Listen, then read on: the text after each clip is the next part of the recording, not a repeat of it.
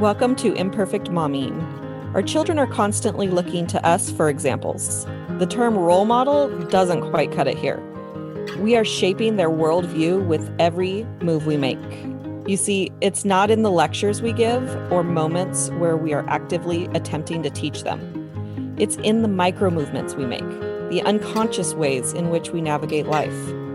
We are constantly teaching our children how to show up for themselves, their friends, their future partners, and even their future children. So what can we do to ensure we are raising thoughtful, compassionate, self-aware human beings? We have to become them ourselves. No one is perfect, but we can still all be better, and it starts with self-healing. Let's get to it.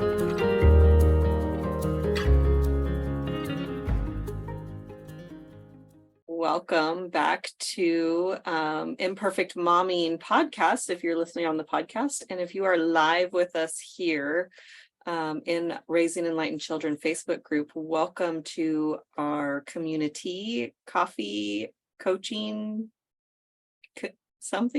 conversation. I was like, I know there was another C word. Yes, we're having coffee, we're having community, and we're having conversation. Absolutely, because it's really important as moms to have a really supportive community to have conversations with, to bounce ideas off, to vent when necessary, to celebrate when we can and when we want to, and have people to share our momming experience with and parenting experience with. So that is what we are doing with you all today, and we have kind of a fun topic too. Yeah. And the one other word I would just add to that, Alicia, is also a safe community, right? Like part of what our intention is for the space is to really make it safe for us to be able to come and share what's going on in our lives, in our mommying, so that we can get questions answered and also just have a space to speak, sometimes, and get some tools. So that's really what the topic is today, because when we did our virtual live workshop a couple weekends ago, it was a week and a half ago now. Yeah, it was Saturday, a week and a half ago, I believe it was, whatever that date was exactly. I got mommy brain, so there you go. That's my excuse exactly as to what the date was. Well, and time flies. Like, time has no meaning for me anymore. I'm like, it could have been yesterday. It could have been 3 years ago. I don't know. Yes, I did have one of the moms, though, that was at that workshop reach out, and it was really cool to hear how she used the tool that she learned. And it was the HALT, which is the hungry, angry, lonely, tired. And so she has a younger son. I believe he's 9. I think she had said, I believe he's 9, because I know she has 2 kids, but I think it was her 9-year-old. Anyway, and they were swimming, like it was, they were outdoors, and some friends had been over, and something happened with the friends and her son got upset. And so normally what she would normally do with him is she would she plays this game with him where she'll be in the pool and then she'll like throw him like in the pool, and that he totally loves it and it's fun and it totally calms him down. And so she started to do that with him and he just was not shifting. And she had said that in the past, she would have been sort of like, wait, this has something that I've always used in the past and it's not working, and what's going on? And she remembered that acronym that we used during the workshop. And she, in her mind, she said HALT, and she went hungry, angry, lonely, tired. And so she ran through them, and she realized, it was just around the time of day. He probably was hungry. They had been in the pool for a while. And so she said to him, and possibly a little tired, and probably lonely because he had had this incident with his friends, right? And so she just, instead of just trying to like bypass it and make everything fun, she really just addressed it head on. And she just, asked him, and she said, are you hungry? Can we get out of the pool? Let's get a snack. And he said, I am. And they got out of the pool and ended up having a snack. And then they ended up sitting down, and, just while they were snacking, she didn't ask questions. She didn't press. And he just started sharing what he was feeling and what had happened. And she really just got to be that, like what we talk about, being that guide on the side and just listening. And I just thought it was so beautiful, because I don't want to stereotype, but especially with boys, you know, like I would always be so envious, like of the girl moms who would pick up the kids from the girls from school, and the girls would like I would get all the information from the girl moms, you know, and the boys would just be like just more shut down. And just by being there and being present allowed him the space to then be able to just open up and share his feelings and move through and past it. And I just thought it was so beautiful.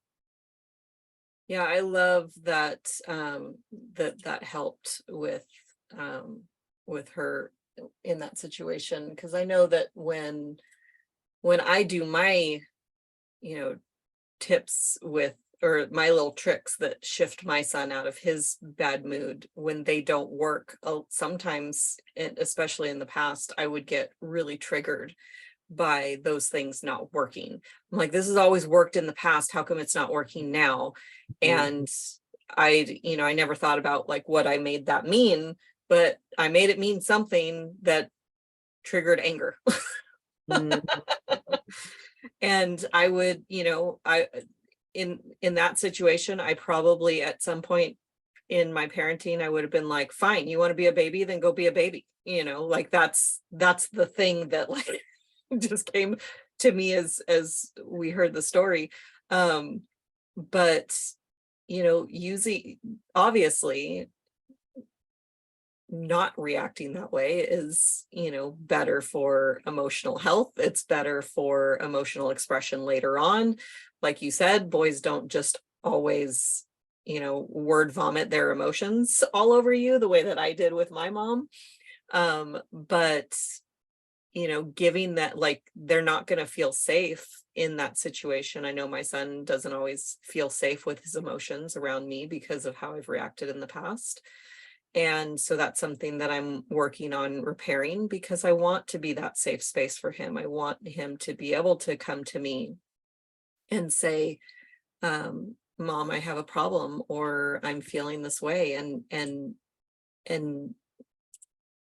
be that container for him so that he feels safe. Yeah, I love that. And Alicia, I want to be cautious not to be stereotypical and, gender biased in this way, because the reality is, even it's a developmental thing. This even happens with teenagers across the board. There'll be more of like a clamping, more of like, I want to talk to my friends, not to my parent. And so I think you bring up a really good point, just about being available and that safe space and how we respond. Because what you said, and as you said that, like, I used to get angry, and we both know that underneath anger, there's all of these other emotions. And so I'm wondering what that trigger was. What did you make that mean about yourself? Which was probably, I'm a failure. I'm not able to, like, I'm using this tool and it's not working. And so you made it all about you.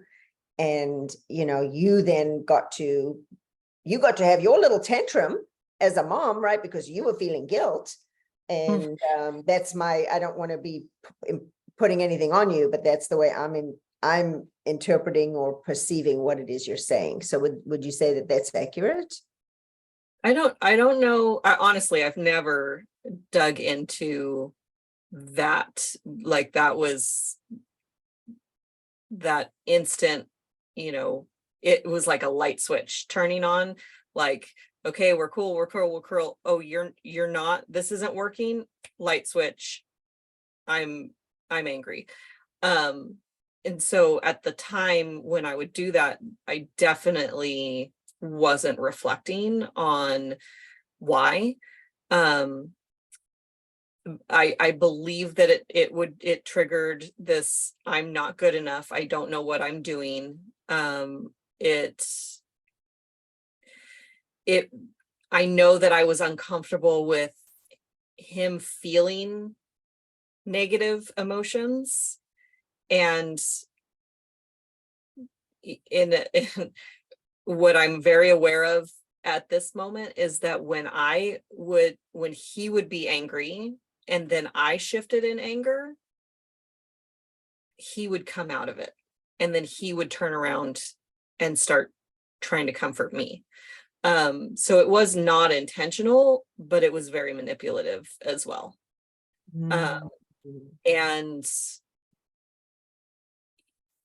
yeah, I would love to, now that I'm in this reflection mode, I would love to like figure out, if it goes, obviously, I think I hit the nail on the head with, I'm uncomfortable with his emotions that are not positive, that it's like, and he's actually had to tell me, Mom, I just want to be angry right now. And I just have to let him be angry. Like I'm very blessed that I've modeled that for him, modeled communicating how I feel. And so he does the same thing. And like just this morning, he was telling me that he wanted, he says, I feel like we haven't been playing as much. And it's like, okay. And the last time he said that, I got defensive and I was like, and why do you think that is? Who's been spending all their time on their phone? And this time I was like, oh, okay, well, what would you like to do?